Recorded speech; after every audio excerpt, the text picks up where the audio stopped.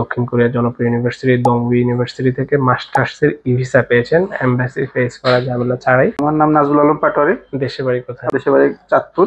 Bachelor শেষ করছি বুয়েট থেকে। তো এরপরে মেকানিক্যাল ইঞ্জিনিয়ার হিসেবে। কোন ডিপার্টমেন্টে যাচ্ছেন? এটা হচ্ছে সফটওয়্যার এআই। 50% স্কলারশিপ। আসসালামু আলাইকুম, মেহেদী হাসান বলছি ব্রাদার্স ইন্টারন্যাশনাল ঢাকা অফিস থেকে। আশা করছি আল্লাহর অশেষ রহমতে সকলেই অনেক ভালো আছেন, সুস্থ আছেন। আলহামদুলিল্লাহ আমি এবং আমরা ভালো আছি, সুস্থ আছি। আজকে স্ক্রিনে আমার খুব প্রিয় একজন বড় ভাইকে দেখতে পাচ্ছেন আপনারা। রিসেন্টলি যিনি দক্ষিণ কোরিয়ার জনপ্রিয় ইউনিভার্সিটি দংউই ইউনিভার্সিটি থেকে মাস্টার্সের ই-ভিসা পেয়েছেন এমবাসি ফেস করা ঝামেলা ছাড়াই। তো আজকে ভাইয়ের সাথে ইনশাল্লাহ আমরা কথা বলবো, ভাইয়ের বিশেষ সফলতা জানবো এবং ভাইয়ের চমৎকার একটা ব্যাকগ্রাউন্ড ছিল, চমৎকার একটা প্রতিষ্ঠান থেকে ব্যাচেলর শেষ করেছেন এবং একটা ভালো জায়গায় জব করছেন। সব মিলিয়ে ভাইয়ের কাছ থেকে আজকে বিস্তারিত জানবো ইনশাআল্লাহ। আসসালামু আলাইকুম। আসসালাম। কেমন আছেন ভাইয়া? এই তো আলহামদুলিল্লাহ, আপনাদের দোয়া এবং সবার দোয়া আলহামদুলিল্লাহ অনেক ভালো আছি। আলহামদুলিল্লাহ। আপনার নাম, একাডেমিক প্রোফাইলটা একটু শেয়ার করেন। আমি হচ্ছে আমার ব্যাচেলর শেষ করছি বুয়েট থেকে। তো এরপরে মেকানিক্যাল ইঞ্জিনিয়ার হিসেবে কারেন্টলি আমি একটা জায়গায় জব করতেছি। তো মনে হলো যে হ্যাঁ, আমার মাস্টার্সটা করা দরকার। এরপরে আমি আমার ভাইয়ের কলিগের থ্রুতে এবং আমার ক্লাসমেটের থ্রুতে আমি ভাইয়ের পরিচয় পাইছি। আলহামদুলিল্লাহ এরপরে আমি যোগাযোগ করার পরে খুব ভালো একটা ফিডব্যাক পাওয়ার পরে আমরা আগাইছিলাম। আচ্ছা আচ্ছা, আপনার নাম? আমার নাম নাজবুল আলম পাটোয়ারি। দেশে বাড়ি কোথায়? এবং আমি হচ্ছি, আমার দেশের বাড়ি চাঁদপুর। চাঁদপুর কোন জায়গায়?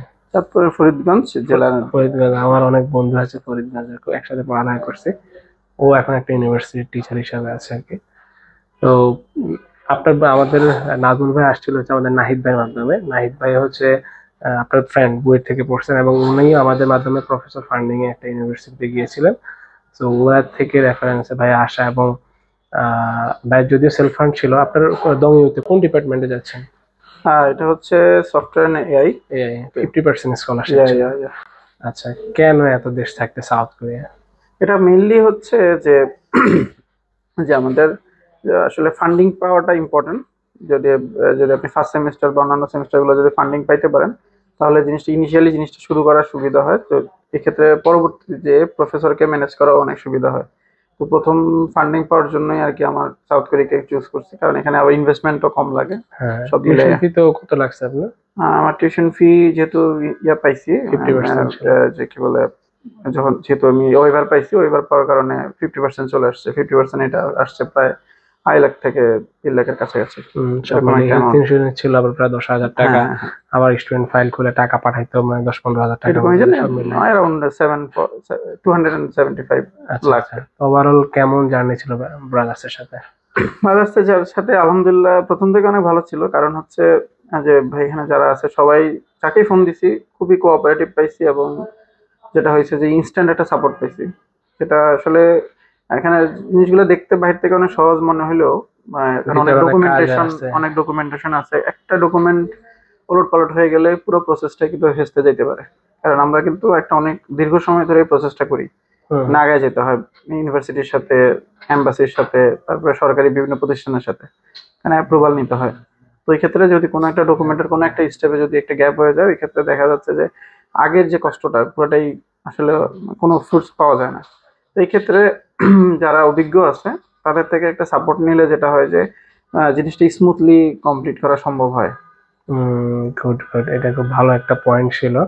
ডেফিনেটলি আমি সবসময় বলি যে আপনারা যদি নিজে করতে পারেন তাহলে খুব ভালো, যদি নিজে করতে না পারেন সেই ক্ষেত্রে আপনি একজন এক্সপার্টের হেল্প নিতেই পারেন, এটা দোষের কিছু না। আর অবশ্যই যারা যে দেশের জন্য খুব ভালো কাজ করে আপনি তাদের মাধ্যমে কাজ করাবেন।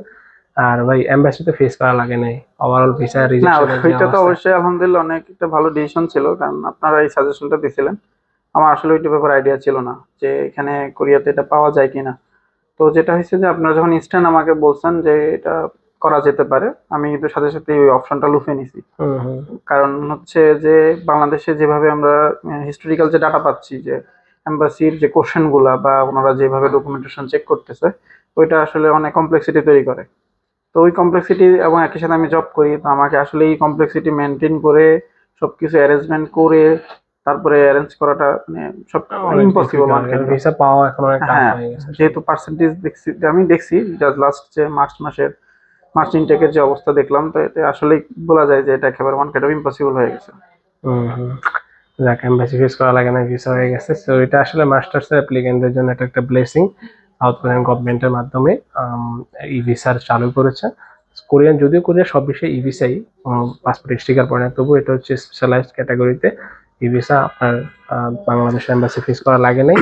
সো আপনারা যারা দক্ষিণ কোরিয়াতে যেতে চান, বিশেষ করে সাউথ কোরিয়ার মাস্টার্সে, আপনারা ই ভিসাতে প্রসেস কন্টিনিউ করতে পারবেন। এখানকার আইএলটিএস এর মিনিমাম রিকোয়ারমেন্টস 5.5, বাট আমি সবসময় প্রেফার করি আপনাদের একাডেমিক স্কোরটা ভালো থাকবে এবং আইএলটিএস স্কোরটা মিনিমাম 6 থাকবে। 5.5 হলে আপনি অ্যাপ্লিকেশন করতে পারবেন, আর সিজিপিএ 2.50 উপরে থাকলে করতে পারবেন। দ্যাট মিনস এই নয় যে আমি আপনাকে বলবো 2.5 রাখেন, সিজিপিএটাও বেটার করেন, সবকিছু যাতে বেটার থাকে। সেই ক্ষেত্রে আপনার ভিসা হলে আপনার জার্নিটা অনেক বেশি স্মুথ হবে আর কি। সো আর নাজমুল ভাই, আমাদের সাথে চমৎকার কোনো স্টোরি বা যেটা আপনি শেয়ার করতে চান? স্পেশালি যেটা হয়েছে যে মানে আমি আসলে ধরেন অফিসের ফাঁকে গ্যাপে একটা ছুটি নিয়ে খুব অল্প সময়ের মধ্যে অনেকগুলো কাজ করতাম। তো যেটা হয়েছে, আমি যখনই আসলে আপনাদেরকে ফোন দিতাম, এই রেসপন্সটা অনেক ইম্পর্টেন্ট, কারণ এটা হচ্ছে প্রফেশনালি যে একটা সাপোর্ট। এটা না হলে আসলে ধরেন আমি ওই দিন আপনাদের সাপোর্ট চাচ্ছি, আপনারা কোনোভাবে আমাকে সাপোর্ট করতেছেন না, তাহলে তো আমার আসলে প্ল্যানটা কাজ করবে না। এটা একটা জিনিস। আরেকটা হচ্ছে আপনাদের যে ডকুমেন্টেশনের প্রসেস, ওইটাতে খুবই স্মুথলি জিনিসগুলো হয়ে যায়। ধরেন যেমন আপনারা একটা জিনিস নোট করে রাখেন এবং নোট অনুযায়ী আবার ওইটাকে ওই অনুযায়ী কাজটা অ্যাপ্লিকেশনে চলে যান। যদি আপনারা এইভাবে প্রফেশনালি না গান, তাহলে দেখা যায় আপনাদেরও তো ভুল হইতে পারতো, এক্স্যাক্টলি আমারও ভুল হইতে পারতো, আপনাদেরও ভুল হইতে পারে। কারণ যে কোনো একজনের ভুলের কারণে কিন্তু দিন শেষে আসলে আমরা দুজনই রেজাল্ট পাবো না। তো এই জন্য একটা প্রতিষ্ঠান যদি প্রফেশনাল হয়, তাহলে যেটা হয় যে যথেষ্টভাবে আমি নিশ্চিত থাকতে পারি যে হ্যাঁ, আমি একটা ভালো আশা করা যায় ফিডব্যাক পাবো। তাকদির তো আল্লাহর কাছে, ওটা তো ওইটা ওইটা ওইটা তো আমরা কিছু করতে পারবো না, কারণ আমাদের অংশটা আমরা একটা ইউনিভার্সিটি থেকে সম্ভবত ডিনাইট এসেছিল। হ্যাঁ, আমি প্রথমে ওই যে করছিলাম সেজং ইউনিভার্সিটি, সেজং। হ্যাঁ সেজং। আচ্ছা, সেজং এর সমস্যা আমি পাইছি। সেজং এ আমরা আসলে যে সায়েন্স ব্যাকগ্রাউন্ডে যেই ডিপার্টমেন্টে ডিনাই কেন ওরা অ্যাপ্রুভ করে না, ওরা শুধু বিবিএ আর হচ্ছে হোটেল ম্যানেজমেন্ট, এই দুটো ডিপার্টমেন্ট। আমি প্রফেসরের সাথে তো যোগাযোগ করছিলাম, প্রফেসর আমার ওই যে মেইল করছিল, যখন মেইলের ফিডব্যাক দিছিলাম, পরবর্তীতে প্রফেসর একটা জিনিস জানাইছে যে উনি যে রিসার্চ প্রপোজালটা ওনার কাছে আরো আরো প্রফাউন্ড দরকার ছিল, আরো সলিড রিসার্চ প্রপোজালটা হলে উনি আরো অ্যাকসেপ্ট করতো, এটা প্রফেসর আমাকে জানায়। আচ্ছা আচ্ছা আচ্ছা, যার কারণে আমি যেটা বুঝছি, উনি যেহেতু একবার রিজেক্ট করছে, আমি আর ওনার সাথে আগাই নাই। হয়তো পরবর্তীতে, কারণ আমি কাছাকাছি ডিপার্টমেন্ট নিছি, পরবর্তীতে আমি চাইলে ওইটাতে আবার সুইচ করতে পারবো, এই জন্য আমি আর ওনাকে আর নক করিনি। অসংখ্য ধন্যবাদ নাজুল ভাইকে। সো নতুন যারা আসতে চায় মাস্টার্স প্রোগ্রাম বা ব্যাচেলর, কোনো সাজেশন আছে কিনা আপনার পক্ষ থেকে? হ্যাঁ, মাস্টার্স প্রোগ্রামে যদি আসতে চান, তাহলে প্রথমে হচ্ছে আসলে যেহেতু আমরা মূল উদ্দেশ্য হচ্ছে পড়ালেখা করতে যাওয়া, তারপরেও মানুষের যেহেতু আমরা বাংলাদেশি, আমাদের অনেক ফ্যামিলি রেসপন্সিবিলিটি থাকে। তো দুইটাকে আসলে ব্যালেন্স করে সবসময় আগানো উচিত। আমি যদি একপাক্ষিক হয়ে যাই বা একটা অংশকে বেশি গুরুত্ব দিয়ে ফেলাই, তাহলে কিন্তু আসলে আমাদের উদ্দেশ্য থেকে সরে যাব। তো যার কারণে আমার মনে হচ্ছে যে যারা মাস্টার্সে যান বা বিএসসি তে যান, যেটাই যান, অবশ্যই পড়ালেখাটাকে মেইন প্রায়োরিটি দিয়ে বাকি কাজগুলো করবেন। আর যাওয়ার আগের প্রিপারেশন হিসেবেও সেম জিনিসই, যে হ্যাঁ, আমি যদি যাইতে চাই, তাহলে আমাকে আইএলটিএসটাকে আসলে ভালো স্কোর যাতে আমি রেডি করতে পারি, তারপরে আমার সিজিপিএটাও যাতে আমি ভালো রেডি করতে পারি, এই জিনিসগুলো অবশ্যই আমার মনে হয় গুরুত্ব দেওয়া উচিত। অসংখ্য ধন্যবাদ নাজমুল ভাইকে চমৎকার দিক নির্দেশনা দেওয়ার জন্য। সো আপনারা দক্ষিণ কোরিয়া, ফিনল্যান্ড, সাইপ্রাস বা অন্য কোনো দেশে যেতে চান, বিশেষ করে Malaysia, China, definitely brothers international আপনারা আসতে পারেন। আমাদের ঢাকা অফিসের ঠিকানা মতিঝিল ফকিরাপুল পানির ট্যাঙ্কের সাথে মনির টাওয়ারের লিফটে 12তলা। চলে আসবেন সকাল 10টা থেকে সন্ধ্যা 7টা পর্যন্ত, শনিবার থেকে বৃহস্পতিবার, সরকারি ছুটির দিন ছাড়া চলে আসবেন ইনশাল্লাহ। দেখা হবে, কথা হবে এবং একটা বেটার গাইডলাইন আমরা দিতে পারবো ইনশাল্লাহ। আর নাজমুল ভাইকে অনেক বেশি দোয়া ভালোবাসার শুভকামনা রইল, আল্লাহ যাতে আমার পরবর্তী জীবনটা অনেক সহজ এবং স্মুথ করে দিয়ে দোয়া করছি। আজকাল এই পর্যন্তই, আমরা বিদায় নিচ্ছি। আসসালামু আলাইকুম। ওরে বাইরে দিলাম না, দাঁড়ান। আচ্ছা, চলতেছেন।